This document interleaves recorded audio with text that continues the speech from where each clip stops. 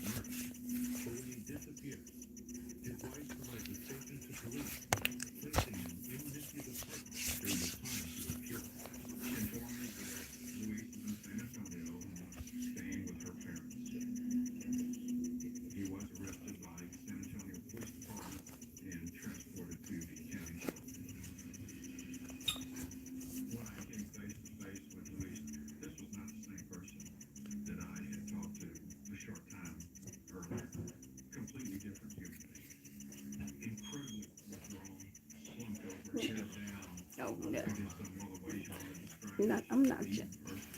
Nobody came on yet. You want? Okay. I don't think so. No, not yet. You hear me, Jay?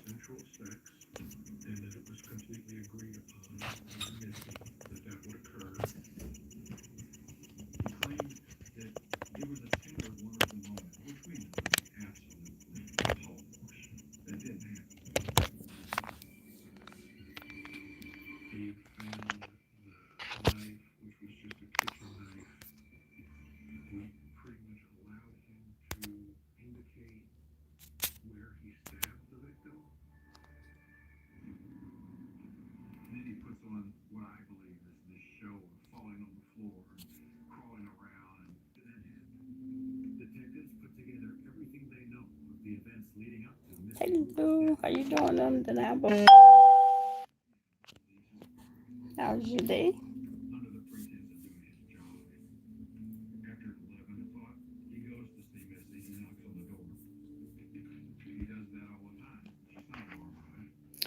I didn't know if anybody got my notification.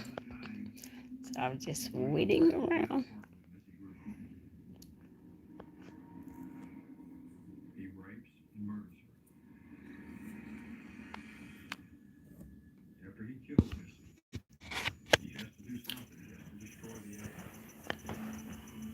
Good evening, how you doing?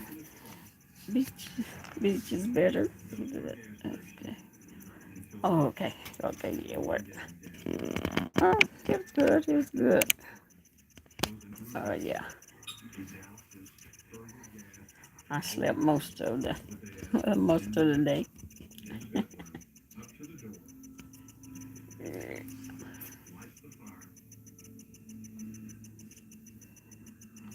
So some of the subscribers might call me and say, "Hey, we need you to report to duty."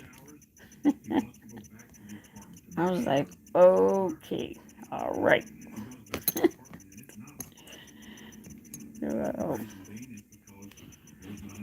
Because I didn't come on yesterday, so I guess they felt the need to make sure I get on here today.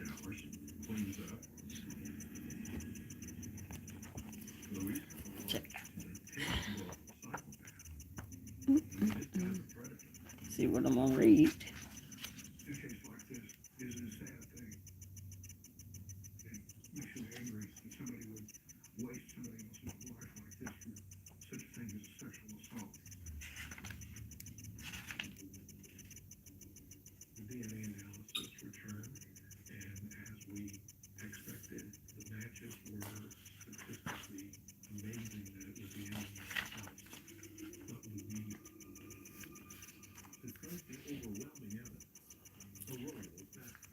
Give them time. They gonna call me, and they not even here.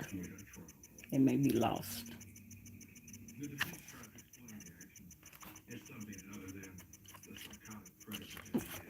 Talk about teeth.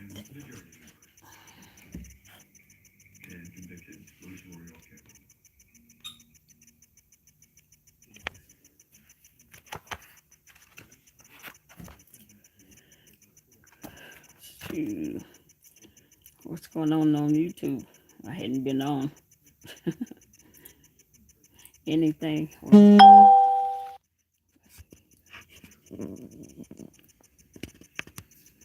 Oh, well, thank you. I appreciate it. Yeah, they definitely getting these symptoms and trying to help other women not to have to go through being misdiagnosed or prolonging their diagnosis. All right. All right. All right. Come on now, y'all. Because, I get started without them. But this first page, I need them to hear. Not a problem. Not a problem. Especially after going through that with my wife. Yeah. I just wouldn't want to see anybody being misdiagnosed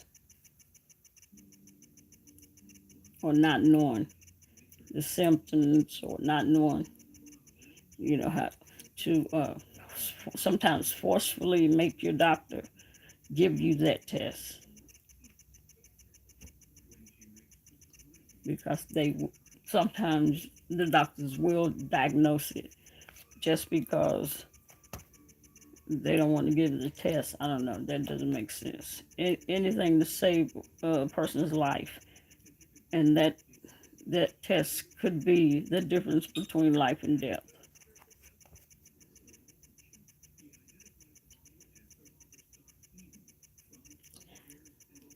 Because I know somebody just recently went to the doctor and asked for this test that I told them about it.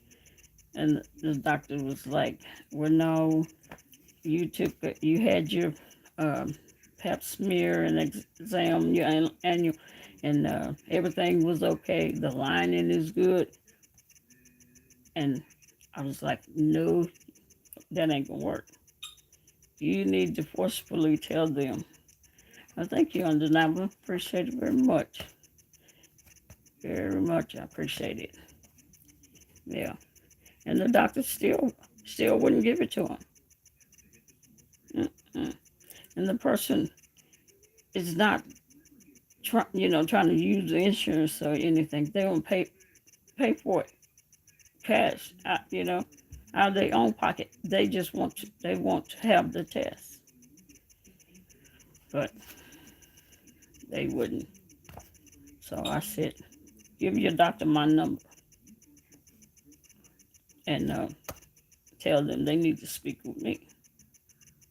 You give them permission to talk to me, and I'm gonna find out why they're refusing somebody the test. And then I told him, if she still refuses, I'm going to tell her, you're going to find another OB doctor that will give her the test.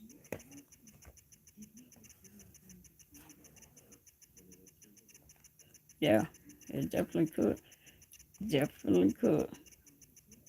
So, yeah, I guess they don't think, yeah, that's what I said.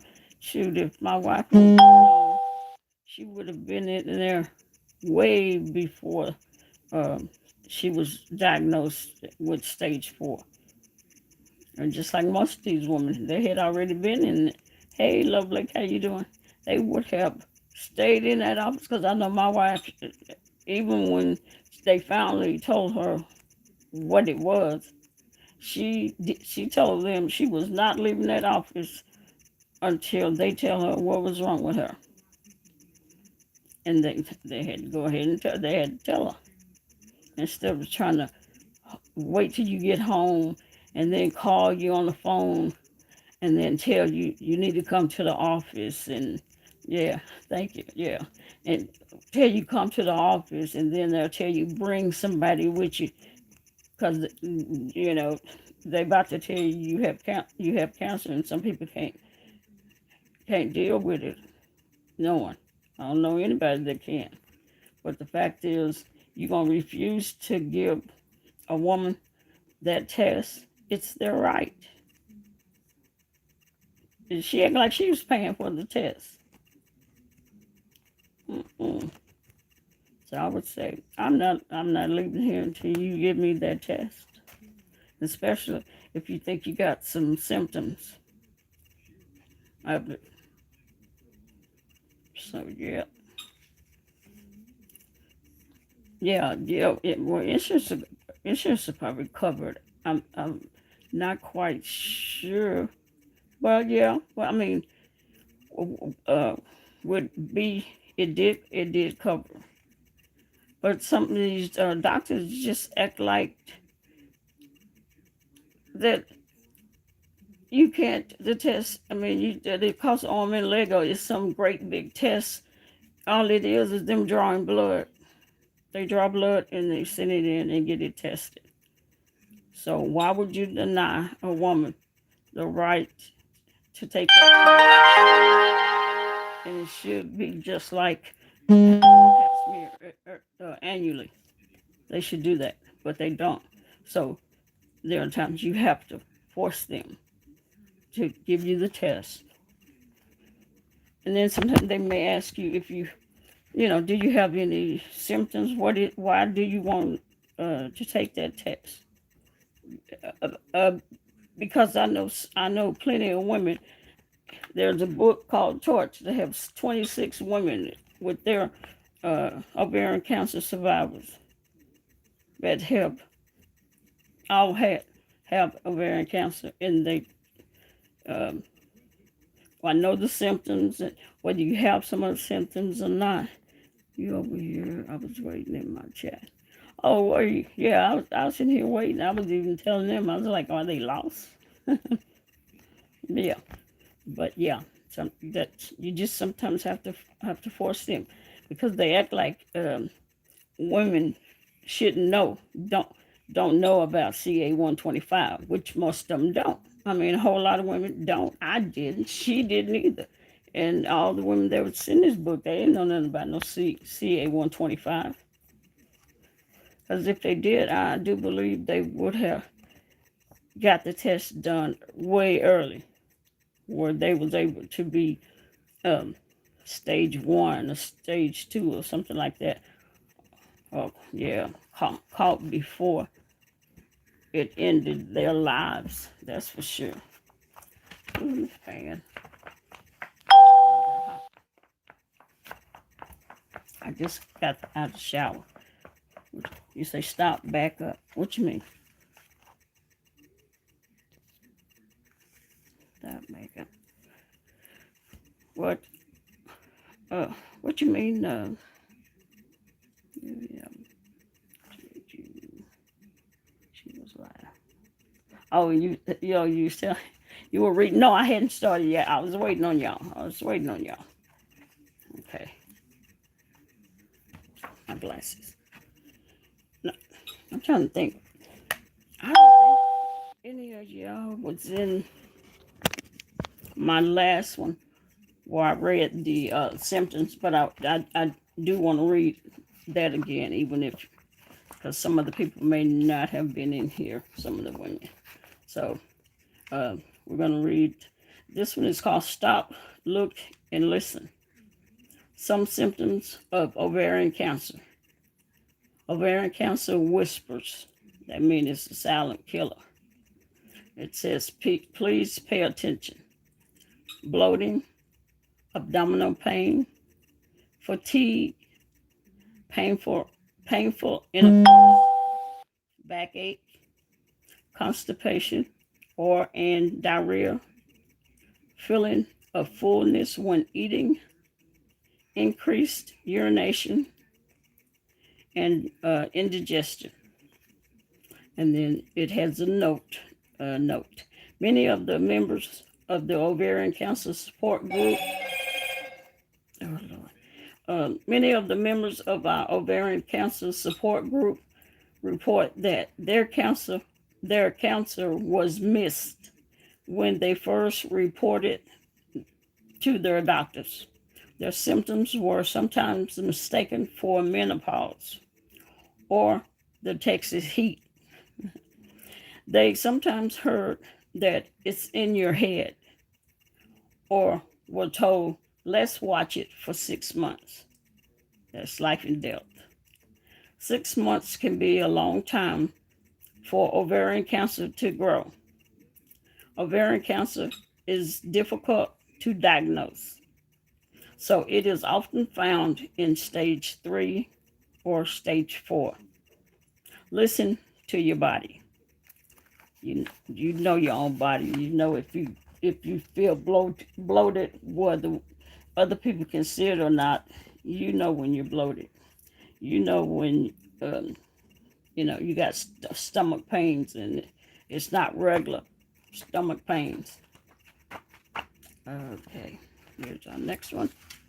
This this story is, let me get a little bit comfortable. This one is called Get on the Bus and Ride. The Texas 19, not Texas, what am I talking about? The years 1999 and 2000 were very stressful for me. My youngest daughter, Rebecca, married on March 13, 1999.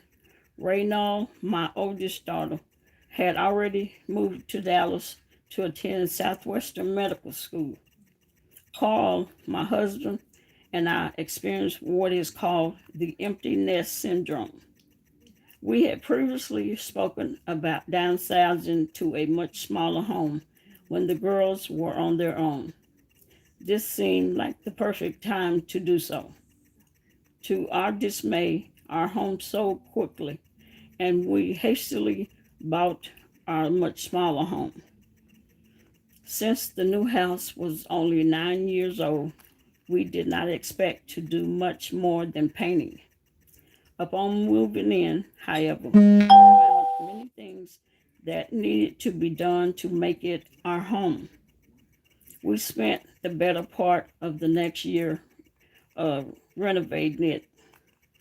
I am very organized, a trait I probably inherited from my father. Consequently, every year around my birthday, November 15th, I would schedule my routine checkups. And I did so even in the middle of this home uh, renovation. Eyes, okay. Colon, okay. Breast, okay. The last doctor on my list was my gynecologist. When I saw her, she ordered a sonogram of my ovaries. I now realize that I had classic symptoms of ovarian cancer. At the time, I just thought my increasing waist was due to my age and lack of exercise. Previously, my weight gain manifested itself in my hips and thighs, not in my waist, which was growing day by day. I also had discomfort during intercourse. While doing the sonogram, a young tech asked a colleague if she thought this was an ovary. Surely this is not good. A few days later, my doctor called with the report. I had a large tumor on my right ovary. I told you something about them right ovaries. Because everybody's story that talk about the ovary is the right one. Strange. She recommended surgery. The sooner, the better. I was referred to a oncologist. Upon examination, this oncologist found another small tumor on my left ovary. Oh well. Surgery was done on December the 18th to remove my ovaries, which were indeed cancerous. I was stage 3C. Since there were cancer cells in the peritoneal cavity fluid and in the omentum, I don't know about that word. I had a hysterectomy at the age of 35 because of large and painful fibroids.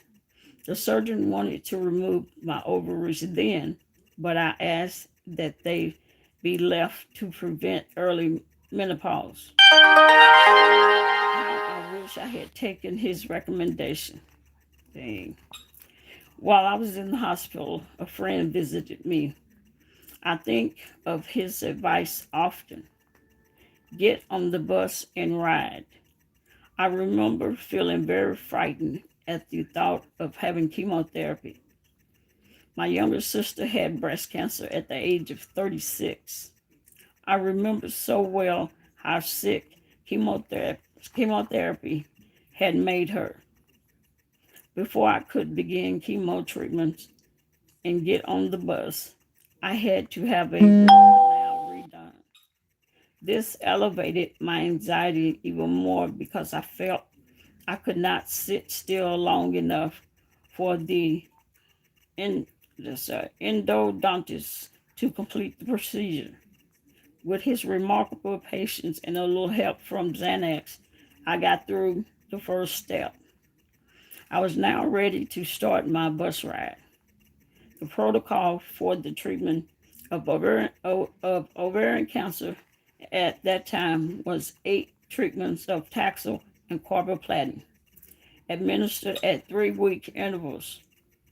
It's hard to describe the anxiety I felt as I went for my first chemotherapy treatment.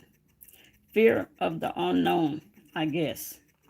I felt so unprepared for all this. I kept saying, get on the bus and ride. With the help of my husband, my sister, and the nurses at the chemotherapy center of Baptist Hospital in New Orleans, the first treatment went smoothly. So began my journey. Carl, or my sister Peggy, went with me each treatment. Peggy would pack a lunch and snacks since the administration of the drug ran 8 to 10 hours. Carl brought a small TV so I could watch movies. The movie When Harry Met Sally had just been released. My mom stayed with me at home after each treatment because food and cooking aroma made me sick. Carl made coffee in the garage. Peggy cooked for me at her home so I would not have to smell meals being prepared. I still have an aversion to the smell of coffee and bacon. On the day of my last treatment, a party was planned with sandwiches and cake for all. When I saw my oncologist after my first treatment, he jokingly informed me that only 6 treatments were now recommended as protocol for ovarian cancer. My CA-125 was now 2, down from 400 prior to my surgery. I continued to see him every 3 months for the next 2 years. At that time, he recommended removal of my port catheter, which had become my best friend. I actually cried the day it was removed. My checkups were stretched, at first to 4 months and then to 6 months. On August 29, 2005, Hurricane Katrina hit the central Gulf Coast. Our home was flooded with 8 inches of water, requiring yet another renovation. After salvaging what we could, completely emptying the contents of our home into 2 storage pods, and remaining sheetrock to the height of 4 feet, renovation began again. Finding a contractor was hard, finding materials even harder. This was a very difficult time, not only for Carl and me, but for all of the residents who lived along the central Gulf Coast. I skipped checkups that year. I was living in Dallas with my daughter while work was being done to repair our home. During this time, I went to New Orleans frequently to help with the renovation. FEMA had provided with a with the trailer, which was wonderful. Carl and I was very grateful. I saw my oncologist for a 6-month checkup in June 2006. My CA-125 was over 10. Prior to this, it had always been much lower. I was advised to return for my regular checkup in December since everything looked good. After this December, December visit, I received a call from my oncologist. My CA 125 was now 93. This was not good news. I had been in remission for 6 years. I was totally surprised. I felt good and had no obvious symptoms. Never did I give a thought to a recurrence of my cancer. Peggy was a 15-year survivor of breast cancer, and I thought I would have the same good fortune. My oncologist had even told me that my cancer was curable when I was first diagnosed.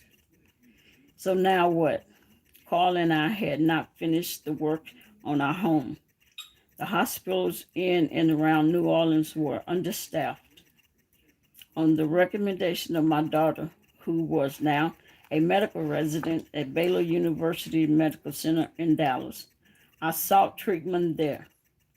She researched doctors and sent me to see Dr. Jonathan O., a oncologist. A CT scan and a PET scan revealed the recurrence of ovarian cancer in my spleen. Surgery was scheduled for December the 22nd. This time I spent Christmas Day in the hospital. What is it about December? I was now back on the bus.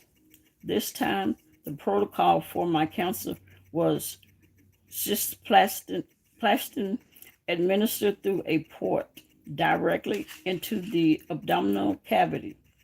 Taxol was given over a 24-hour period the day before and again the day after the cisplatin.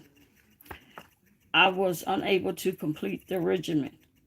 The cisplatin made me so ill that I required hospitalization. Because Baylor had no beds because of extremely cold temperatures in Dallas, I was admitted to when I stayed for 7 days, where I stayed for 7 days. It was obvious that this chemotherapy drug was not a good choice for me. My next 2 treatments were Taxol and carboplatin. I don't think I ever fully rebounded from the cisplatin because each successive treatment continued to make me very ill. I developed neuropathy in my hands and feet and was therefore switched to Taxter. I now was too weak to walk without help. I had a blood clot in my left leg. My weight was a mere 97 pounds. I spoke with Dr. O about discontinuing treatment. He had completed only 4 of the recommended 6 treatments. Carl and my family agreed to support my decision, whatever it might be. I was so weak and sick that continuing seemed impossible. I prayed for a sign. Oh, my mouth is getting dry.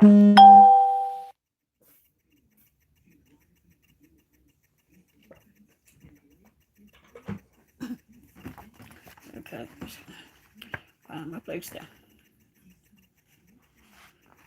Okay. I was so weak and sick that continuing seemed impossible. I prayed for a sign. When my blood test results came back, my CA-125 had gone down from 93 to 3.9. This was my sign. I quit chemotherapy and opted for life. To date, I thankfully am once again in remission. Because of my family history, I tested for the BRAC, the the okay, I don't know which is the right one. It was BRCA2. This one has, I don't know if it's a typo or what. Uh, she tested for a BRAC gene. That's the one for breast cancer. I was positive for BRAC1, as was my sister. Shortly after Katrina, Peggy relocated to Houston. She is being monitored by specialists at MD Anderson, where they have asked to study our family since we have such a strong history of breast and ovarian cancer. The good news is that since I am BRAC positive, my cancer usually responds well to chemotherapy. Cancer is not for the frail. Through my journey with ovarian cancer, I have found that I am strong. I met this challenge courageously. I have learned to receive each day as a gift, to be kind to all, to appreciate the love of my family and friends, to let go and ride the bus of life. I am part of an amazing group of ovarian cancer survivors at Baylor. I am humbled to be a part of this inspiring group of women. I thought I had nothing remarkable to say when Becky Teeter asked me to write my story. When I mentioned this to my daughter, she replied that my story was remarkable. I had survived a recurrence of ovarian cancer, and the lady who wrote this one was Dalla. And of course, let's get back come in. Our next story is, the title is Eleanor Got It Right. My mother always said, there's good in everything and everyone. I'm still not totally convinced, but I can relate to it more now. I was diagnosed with ovarian cancer stage 3C. In February 2000, it was a total and complete surprise. As far as I knew, none of my relatives ever had it. I was completely in the dark. My husband Charles and I had retired a few years ago. We had been traveling a lot. Our daughter Paula worked for American Airlines, so we were fortunate to be able to use her passes. She's given us two wonderful grandsons. Since she was a single mother, we helped out whenever we could. Of course, taking care of our grandson curtailed our favorite thing, traveling. But they became my favorite thing. They were definitely worth it.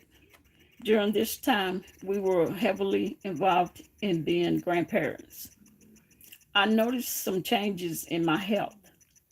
My stomach swelling, bloating, backache, and fatigue. My cousin and I were exercising 3 times a week, walking 2 miles each time. I kept walking, but I was feeling bad. I told her something is not right, but I can't put my finger on it. In February 2000, I finally went to my internist. I had started to hemorrhage, and that was very disturbing to me. My internist diagnosed my problem as diverticulitis. Yeah, that's it. I told him I did not accept that, and I requested a referral to a gynecologist. My internist gave me a name, and on a Friday afternoon, I went to the gynecologist's office. I had to pause there for a minute when I read that the doctor told her it was diverticulitis. because I was talking to Undeniable in let me see, who else was it? Love Blake, uh, about the woman I told you. She went and asked for the CA-128. Well, her doctor told her this same sentence. My internist diagnosed my problem as divercul, diverlo, I messed up the diverculitis, and that kind of hit me. Mm, okay, yeah, yeah, sure did. Hmm. She sent me the paperwork. Mm, I sure hope not. Good. Kind of took me for a loop. I told him I did not accept that, and I requested a referral to a gynecologist. My internist gave me a name, and on a Friday afternoon, I went to the gynecologist's office. The gynecologist told me he couldn't see me until Monday. I said, fine, I will sit and wait until you can see me. You remember what I told y'all? I saw him that Friday afternoon. After the exam, he told me he had found a tumor and thought it was probably malignant. I always have trouble with that. Have to think about it.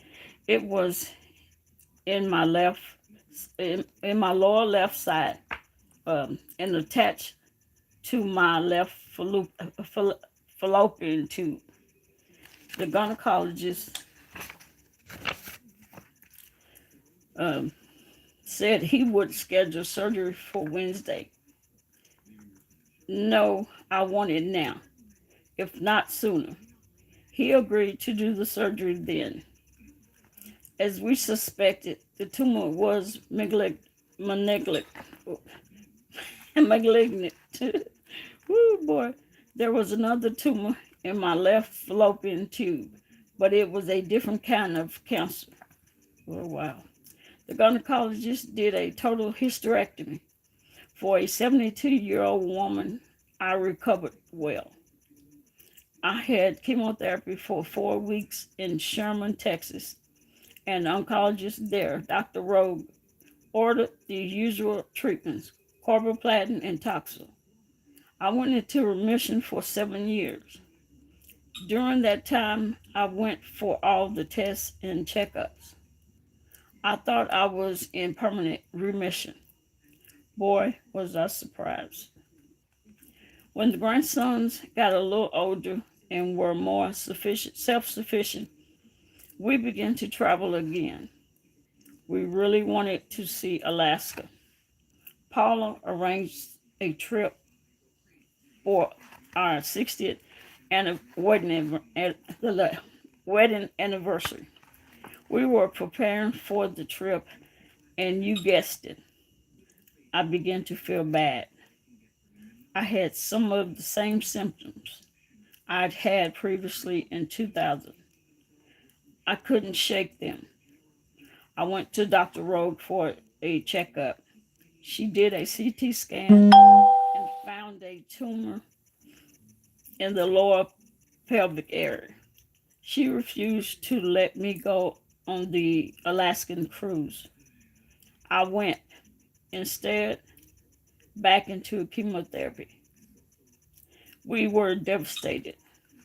Recurrence is not in my vocabulary. I was definitely in for some big surprises. Dr. Rogue sent me to Dr. Stringer for a second opinion. He agreed with her that we couldn't do surgery. As of now, I've had 5 or 6 different chemotherapy drugs and about 54 infusions. I didn't think I had the inner strength required, but I found that I could do what is needed with the encouragement I get from the ovarian cancer support group. My doctors and nurses, along with my wonderful family, also give me much support. On one of my visits to Dr. Stringer, I asked him to take me on as his patient.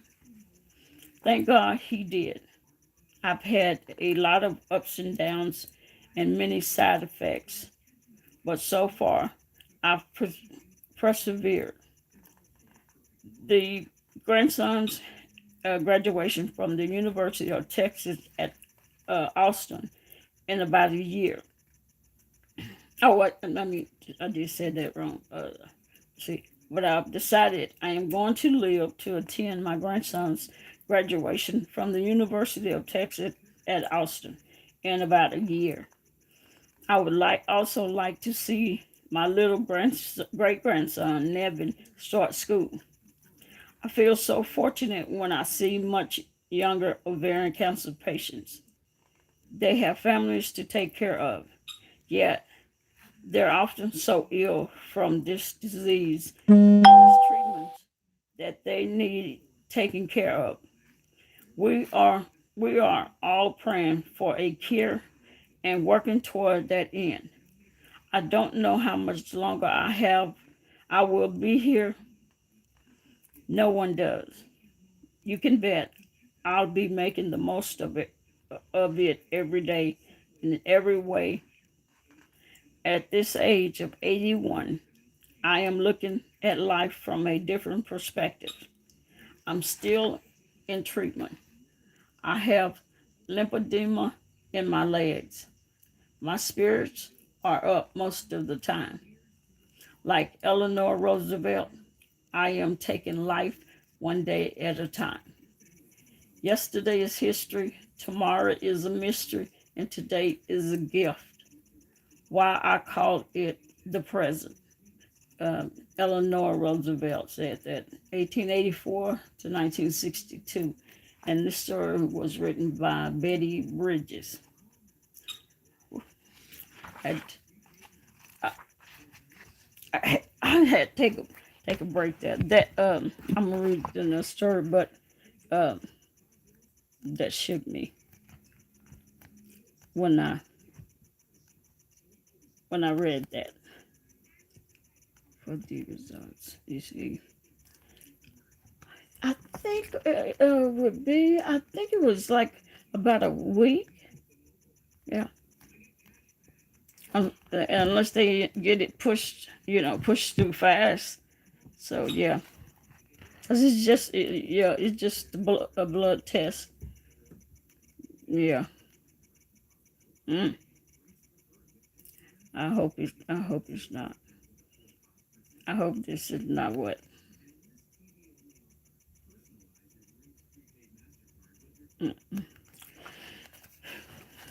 Because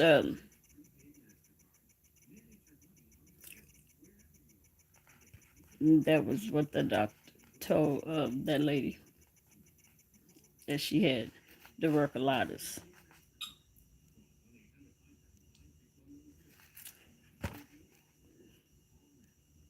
Hmm. And I told the woman to get yeah, thank you, yeah, I'm just been praying for her. Oh, because I was, and that's what made me start reading these stories and trying to let women know the symptoms and that they need. And it's scary, yes, but it's better safe than sorry. Um, and that's what the doctor told her. She had tuberculosis, and not only that, because um, before I started reading this, um, my I had talked to the lady, and she or it might have been after I read my wife's story. Uh, she had told me that she was having, and she told me, and my eyes got big because those were symptoms, you know. And then this, him saying she got tuberculosis. So I'm, I'm gonna have to, I'm gonna have to tell her she's going to have to force them to give her that test. Force them, or they're gonna, she gonna have to tell them to call me. Mm-mm. Yeah, that's a hard life. That's and being young. Mm-mm. Okay, this one is I got I try to snap at it. This my reading just went different when I see that sentence and I read it. It hit me. Okay, name of this one is $250,000 Woman. My story really began back in 1999 when I had a hysterectomy, removing both my ovaries and my uterus because of fibroid tumors. It took me almost a year to agree to the surgery, and only then, when my gynecologist had tried everything else to make the bleeding stop. I had been under his care for 25 years, and he had saved my daughter's life when I had premature twins and she was tangled in her cord. He was an excellent doctor and a very caring person who has since died with cancer. I remember well our conversation in the hospital after surgery when he told me that the fibroids were benign and that I would never have to worry about ovarian cancer. In July 2002, I had my regular gynecologist exam with my new gynecologist who found nothing out of the ordinary. In October 2002, I went to my family doctor for my annual checkup, which included a lung x-ray. After getting the results of the x-ray, he called and said there was something wrong with one of my lungs, that I wasn't breathing deeply enough, that I should take deep breaths several times a day, and that he would schedule another x-ray the next month. Well, I didn't pass that one either. So he sent me for a dye test. That report suggested that I had hydroneurose, neurose, something like that, of the left kidney, but no sign of cancer. The swollen kidney was what had caused the shadow behind the lung on the x-ray and made it look like I wasn't expanding the lung enough when I breathed. My doctor recommended that I see a urologist. Uh, that woman I was telling you about, she also had something going on with her lungs.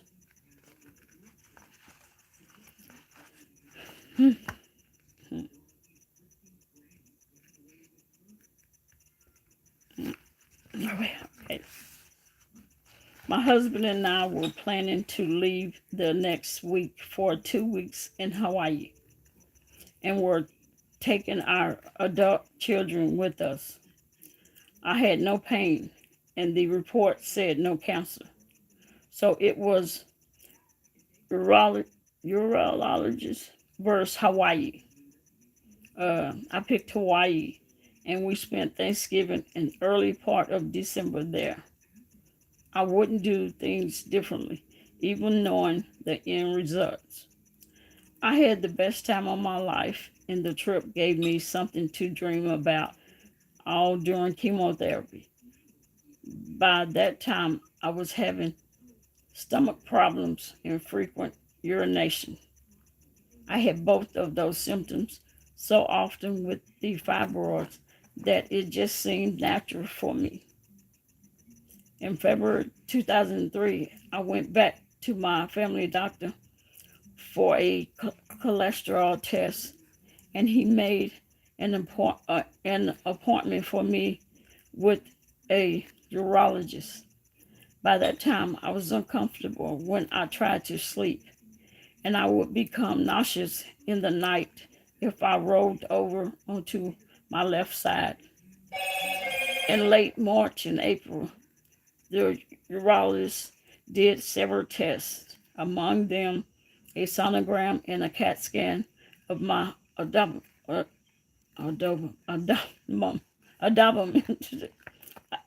The pathologist decided I had a kidney stone blocking my left urethra, causing my kidney to swell.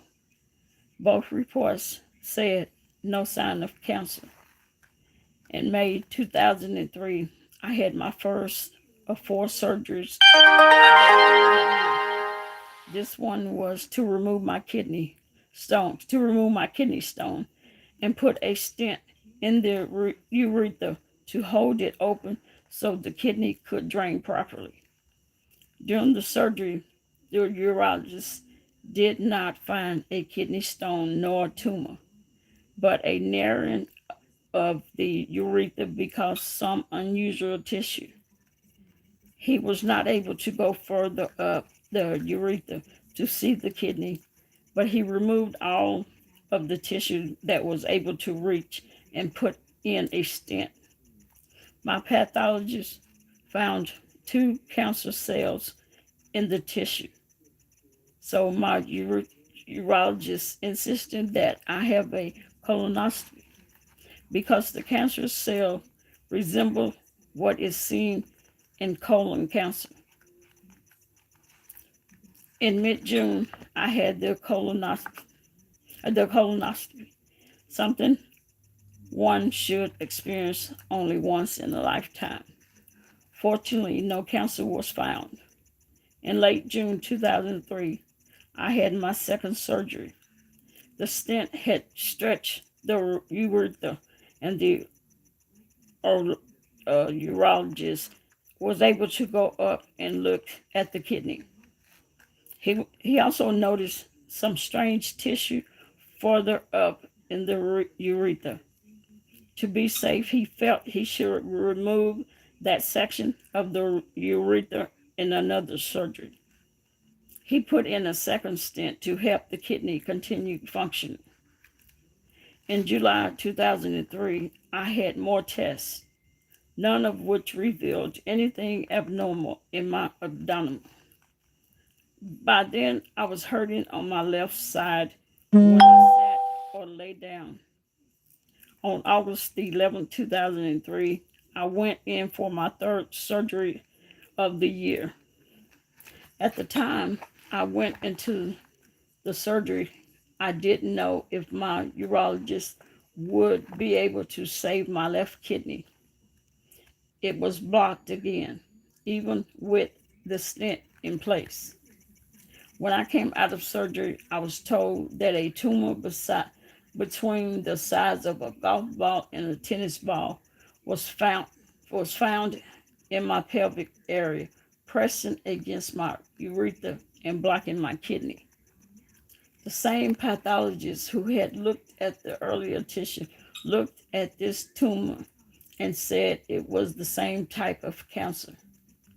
My tumor was sent to Boston General at Harvard Medical School and was diagnosed as intraendometrious, this is a big old word, adenocarcinoma of the ovary. The report said a remnant of an ovary was found inside the tumor. It was a grade 1 tumor. Since no one suspected it was ovarian cancer at the time of the surgery, a oncologist was called into my surgery, so I was not staged. My bladder was rebuilt to take up the space where a portion of the urethra was removed. My left kidney doesn't work very well, but I still have it. My bladder is now shoe-shaped and works better than it has in years. My urologist said a oncologist visited me at the hospital. I was to see him in his office after my release from the hospital.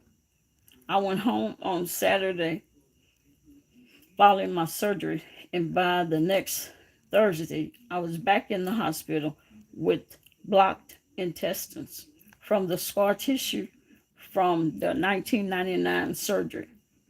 I spent 23 more days in the hospital. My urologist selected a general surgeon for me, and on Labor Day, September the 1st, 2003, I had a section of my small intestines as well as my appendix removed. My fourth and last surgery of the year. During that surgery, my oncologist was present and able to look for more cancer.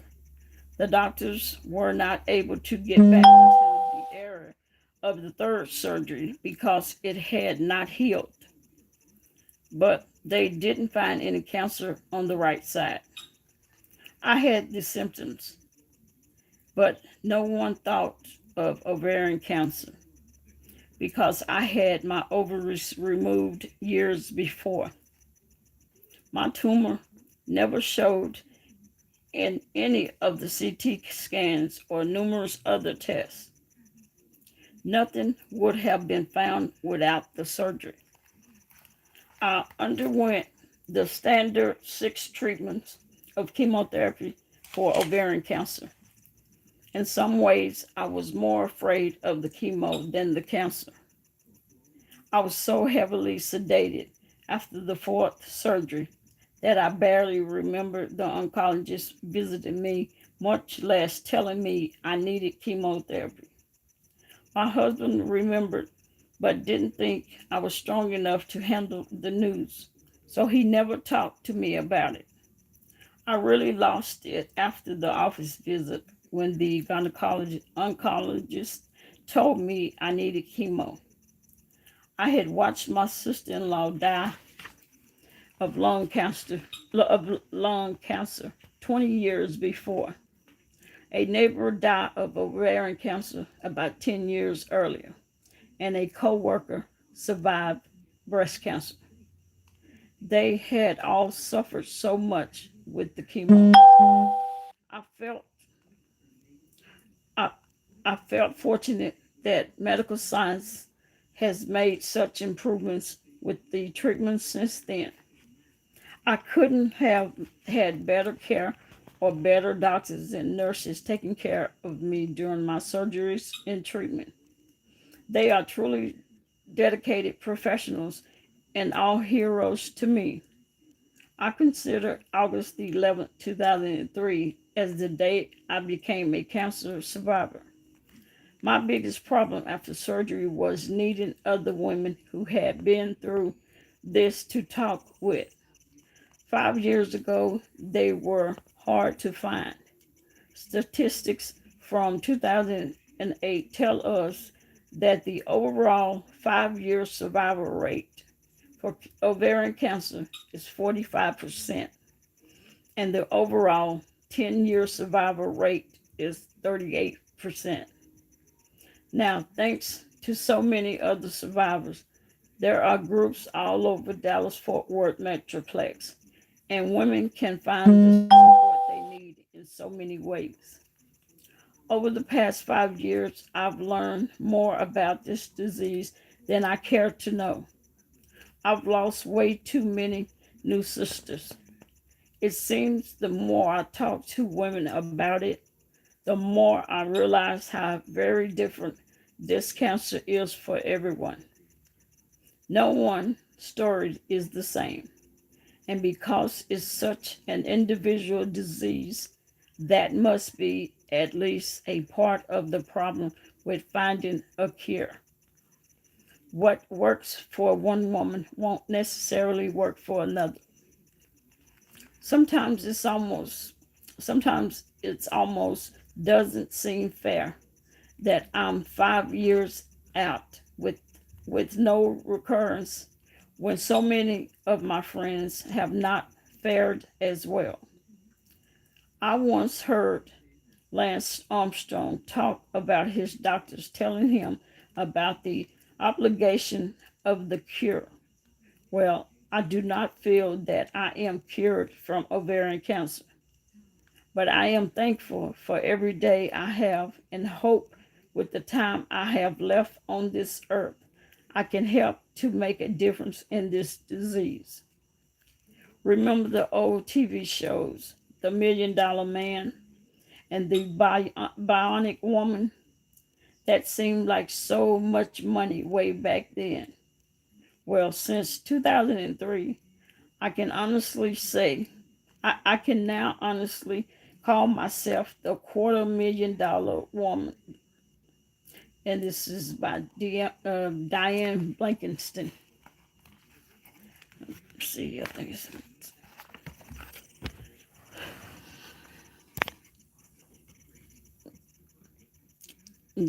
That's why I do readings are vital important to women. Yes, it is. Yes, it is. Because um, that that lady that had the doctors say she had tuberculosis. Um, that's the first time I seen that. I I never remembered. Well, I guess I don't remember it because nobody. That was the only one lady that said that. Hmm. See, shoot. Yeah, that kind of got me speechless. Oh wow. Yeah, it's definitely you definitely cannot you know play around with it or take your time going to the going to the doctor, especially if you have some symptoms. You know, because I know we all scared to have to hear that we got the C word, but hey, look at one of those women. She, all the tests that she took, and if she hadn't had that surgery for something else, she would have never known she had ovarian cancer. So that tells you ovarian cancer, like you said, is a silent killer. Mm, yeah. Uh-huh. That's good. No, I'm sitting here and I'm trying to think if we had problems with her lungs. Um, See, hers when they finally diagnosed hers, which was 6 months later from when she was going back and forth to the hospital saying, this ain't it. It's not indigestion, it's not gas. And then they talking about pregnant. She said, I am not pregnant. I am 50 some years old. Okay. And I'm gay. So no, I can't be pregnant. Um, that's wow. Talking about the lungs, hers attached to her, the cancer attached to her liver first, and then her spleen. And I think they removed some of her spleen, and they removed her gallbladder.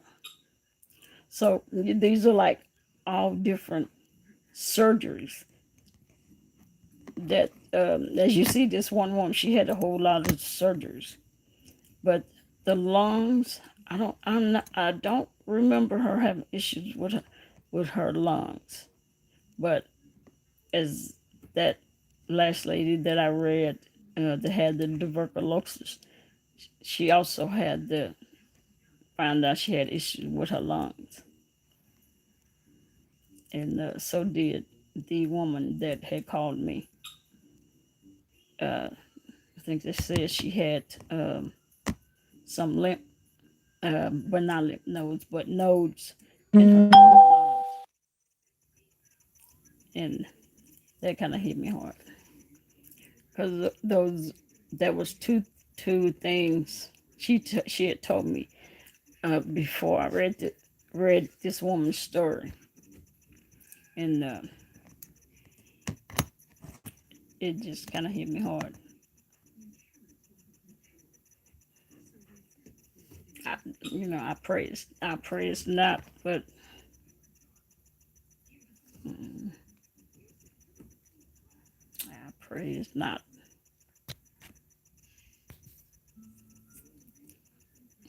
Yep, definitely have to know your own. I mean, you have to pay attention.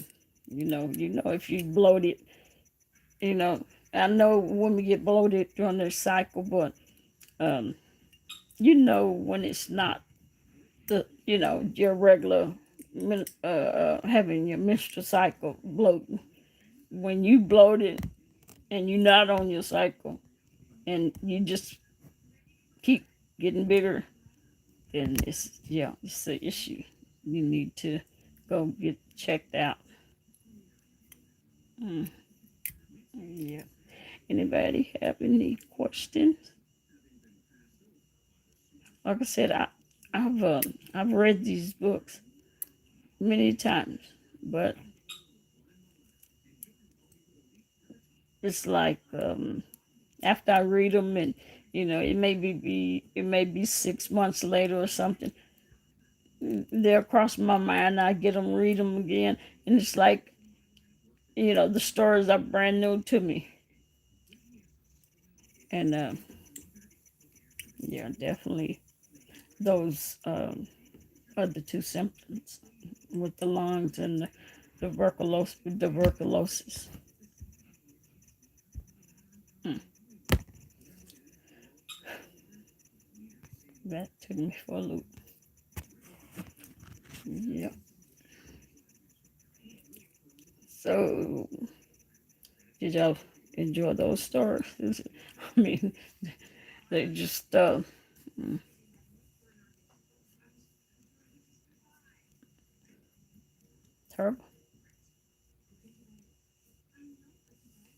Mm-mm-mm. And most of the women well, it's been a while since last time I went to the support group, uh, before BPAS, well, after BPAS, I haven't gone, but um, a lot of those women I knew, and a lot of them, it's gone, and some of them still holding on. There's there was even she was 90 years old, and if she's still here, she's probably, I was gonna say she might be 100 by now. She was 90 when we first started going. It was a black woman too, and she had ovarian cancer at 90 years old. This thing, this was the phone is getting on my nerves. Yeah, that's a hell of a age to have ovarian cancer. Shoot, because I want to live my best life. You know, not having to deal with ovarian cancer at age 90. Wow. Hmm. Anybody have any no questions? Okay. Yep. Yep. So definitely take care of yourself. Pay attention to your body. because nobody know your body better than you. And I guess even I said that, but like some of these women, like especially that one that we just heard, she didn't know. They wouldn't have known that she had ovarian cancer if she didn't have to have a surgery. So that's wow. So yeah. Okay. Well,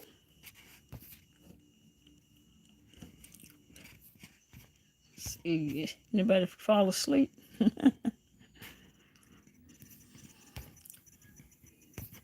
Yep, it could definitely. These stories can definitely save a life. It really can.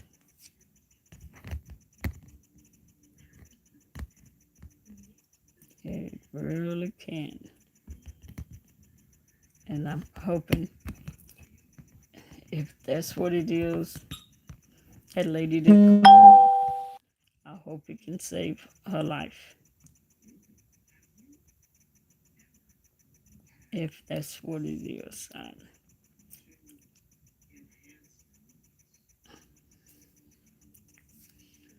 Mm. All right, then. See who's still in here.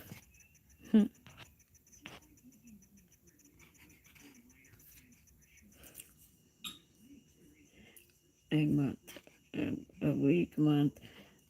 Yeah, but you still okay. Yeah, yeah. For the test, it doesn't. I think it was about a week. It didn't take them long to get these tests back. Yeah. I want to be tested. Yeah, yeah, definitely. Getting that test done. It saved your life. It's strange because excuse me, uh, if you have if you have an ovarian cancer, um, you can also end up having breast cancer too. Or if you have breast cancer, you can have um, ovarian cancer too. I don't know how they tied into each other, but I guess they are. Yep, CA 125 and the BRAC, or it's BRCA2. They may be, it may be two tests for breast cancer, or either somebody got an error in the book. I don't know which one.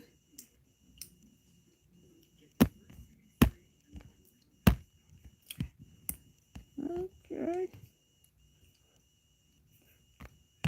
Did they fall asleep?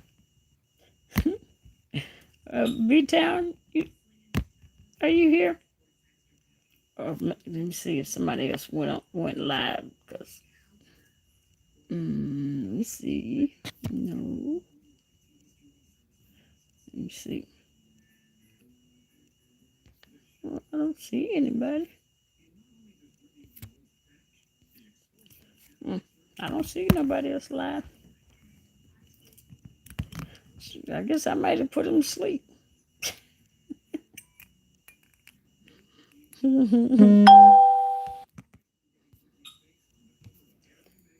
That's okay if they sleep, just long as they got the information.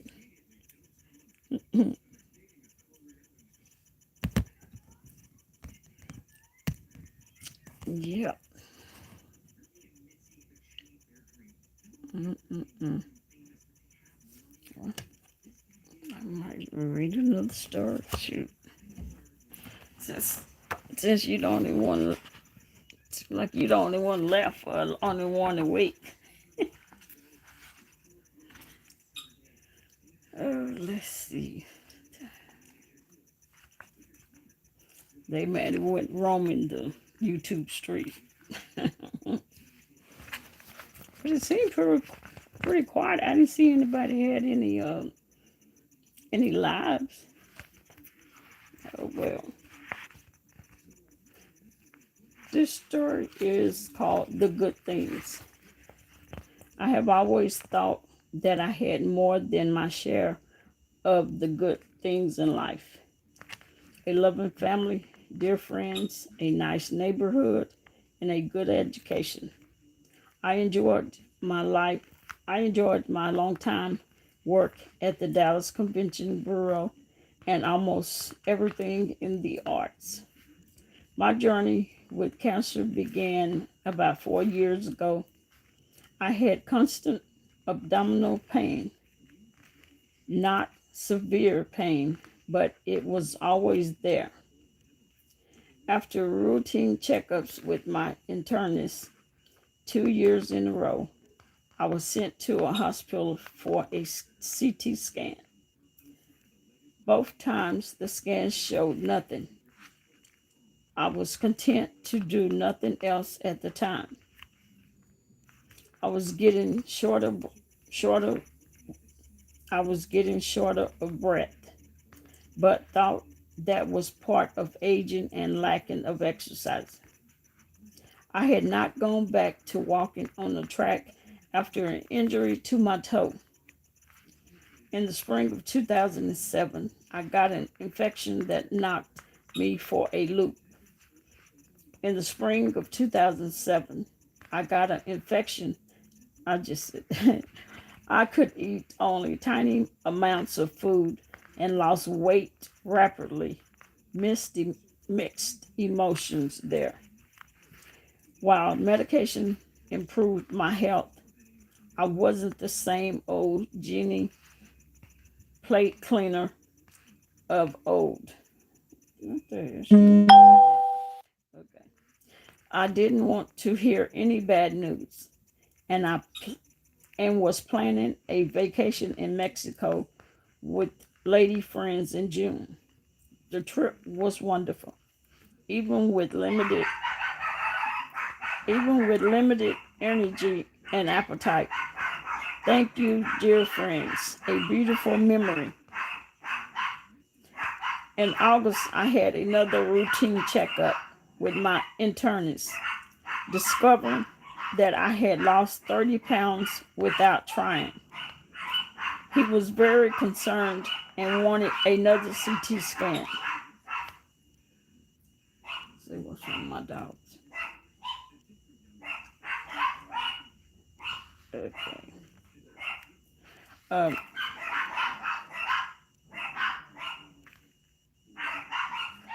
Hold on.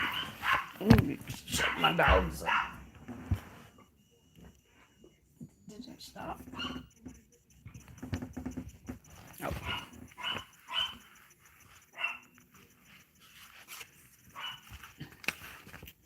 Okay. Okay. Okay. Discovering I had lost 30 pounds without trying. He was very concerned and wanted another CAT scan. I said, okay, but this time that has been my salvation so far. My oncologist told me I had cancer that was stage 3 or 4, and that I would never be without cancer, but that hopefully it could be managed. Wow. How could I have ovarian cancer when I had a hysterectomy over 30 years ago? My husband and I went to the required chemotherapy class where the instructor recommended having my hair cut off before it fell out. Good advice. My daughter, Lori, told me to get my hair cut and choose a wig. Red, of course. Starting chemo was scary because I didn't have any experience with it.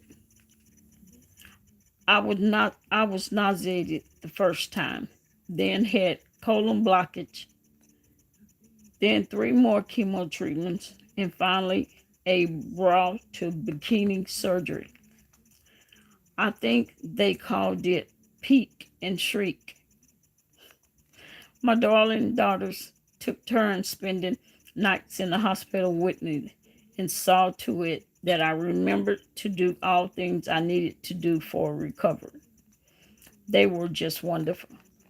Chaplain Jan Aldridge Clinton visited me in the hospital and invited me to come to the ovarian cancer support group at Baylor. My daughter Christy, who was staying with me that day, encouraged me to attend, and in fact, we went. We were welcomed with open arms. The women are marvelous. They share their experiences, their tears, and triumphs. Life is not level. We all have ups and downs. It's really comforting to walk the path with others who have gone before and teach me what to expect. And they are still here. That's really a big deal when you know you won't be going into remission. On the other hand, I don't have to fear a recurrence. Every day is a gift. I have been through another round of chemo. It's not that bad at all, except for damaging my blood. Many transfusions and more surgeries. I've had blood from all over the country. Could that make me biracial, bilingual, or crave exotic foods? Grateful I am to those who have donated my blood. My precious doctors, Kuhn, uh, Rodriguez, and DeMarco, have taken me apart and put me back together with great skill and compassion. I can't say enough good things about my experience with Baylor and their programs. This experience with ovarian cancer has enriched my life in many ways. My family and friends have been wonderful. I've had many more offers of help than I need. I prefer to do all I can myself and to be thought of as in treatment rather than ill. I do rest more now, mostly involuntary naps in my recliner with a poodle in my lap. God has given me the strength not to be afraid. Life is good. I appreciate beauty. I feel joy and enthusiasm. I intend to go through this experience with dignity and grace, and I wouldn't trade places with anyone. And this story is Gene Guntz. Guntz. See some more people in the. No. Okay.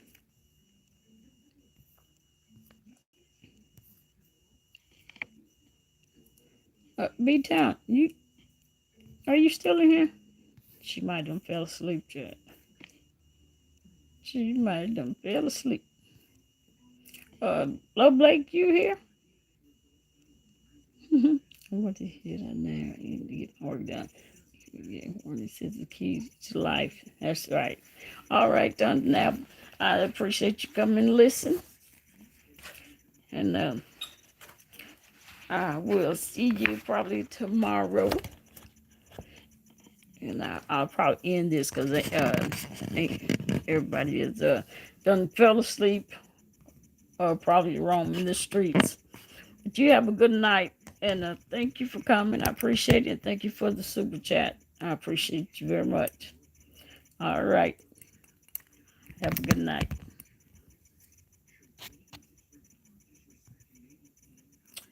All right. If everybody else is gone, I'm going to shut it down. I'll give a few minutes and see. I did what I need to do, which was get those stories out.